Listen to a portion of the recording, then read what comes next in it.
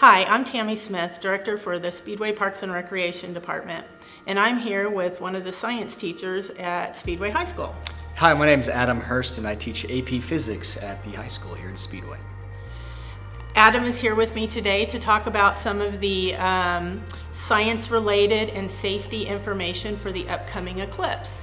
And I wanted to announce an event that we are planning on having at Leonard Park on Eclipse Day, which is Monday, April 8th, 2024. Our event will start at 10 a.m. and last till 2 p.m. You are welcome to stay after the actual event is over to experience the total eclipse if you wish.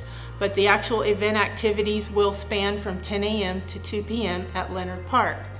Some of the fun things we plan on doing at our event, we're going to make pinhole projectors, which I'll discuss a little further later, maybe some coloring pages, some eclipse activity sheets, as well as some fun family games. We have a large Jenga, large Connect 4, we may have some board games out there. We're also going to have a playlist of fun sun, moon, star-related music that will be playing through the park. And the Spark Coffee is a sponsor for us this year. We are excited to have them on board. They will have their trailer out at the park selling refreshments. So we hope you'll come out and enjoy that fun day with us.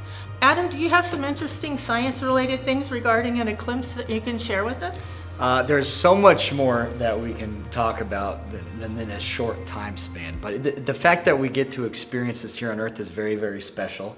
The total solar eclipse it's just a rare coincidence. The sun is 400 times bigger than the moon, but it's also 400 times farther away from the moon. So in rare circumstances, when we have a total solar eclipse, it's the perfect size for it to cover up the entire sun. And it doesn't happen in all planets in our solar system even. It's just kind of a rare thing here for Earth, which is really neat.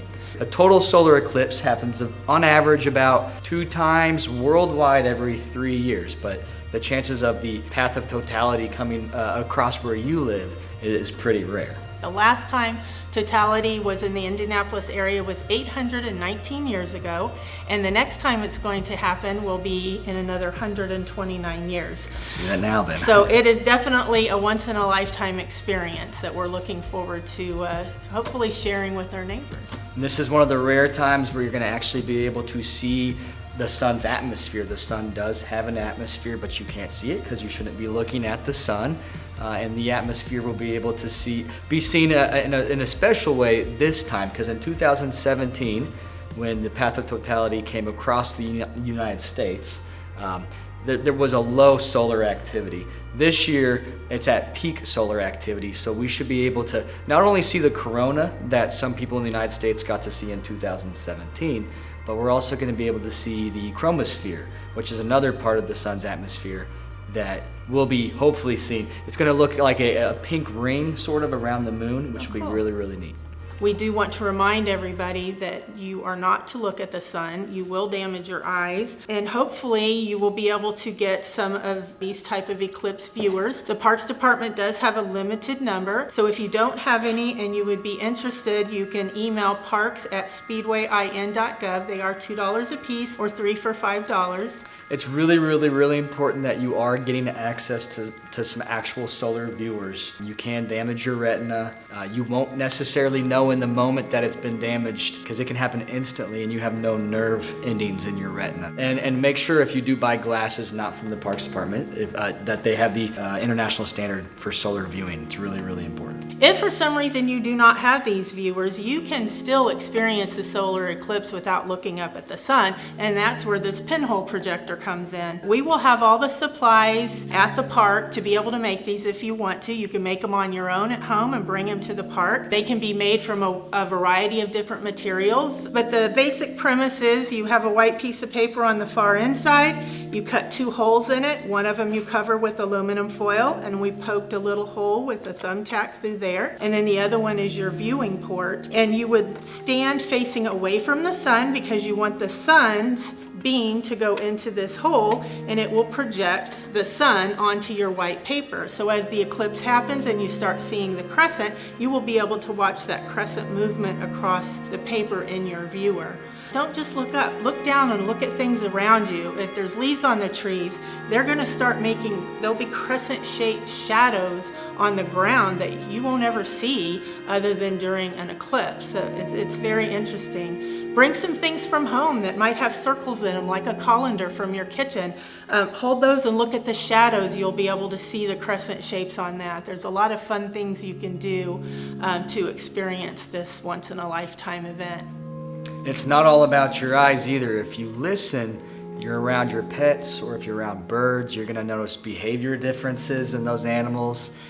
Some birds even will go back to their nest because they'll think it's nighttime during the totality moment. So your pets might get a little nervous because they're not sure what's going on.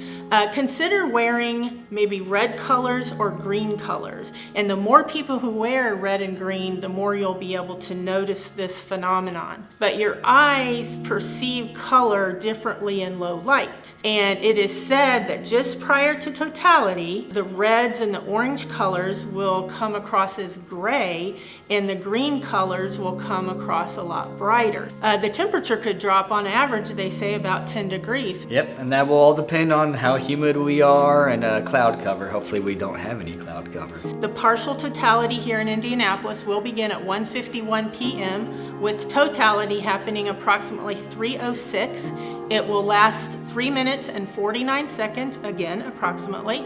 That is the only time that it is safe to remove your glasses to look at the sun. So please do that kind of in the middle of that 3 minutes and 49 seconds so you don't take any chance of damaging your eyes. But you'll be able to see stars in the skies and planets in the skies at that time. And then the partial eclipse will end here in this area at approximately 4:23 in the afternoon that day. We hope if you live here locally in Speedway that you'll consider walking over to the park. We don't know what the traffic's going to be like that day or what kind of crowd we're going to have. We are anticipating it could get crowded here based on information from other areas who've had similar type of experiences. Adam, I want to thank you for joining us and giving us your science information and educating us on some of this wonderful stuff that we're getting ready to experience. And I want to remind the community that please come out and join us at Leonard Park on Monday, April 8th, 2024. Our event begins at 10 a.m. and will end at 2 p.m. However, you are welcome to stay at the park as long as you'd like to experience this once-in-a-lifetime event for the total eclipse that's happening this year. Thank you.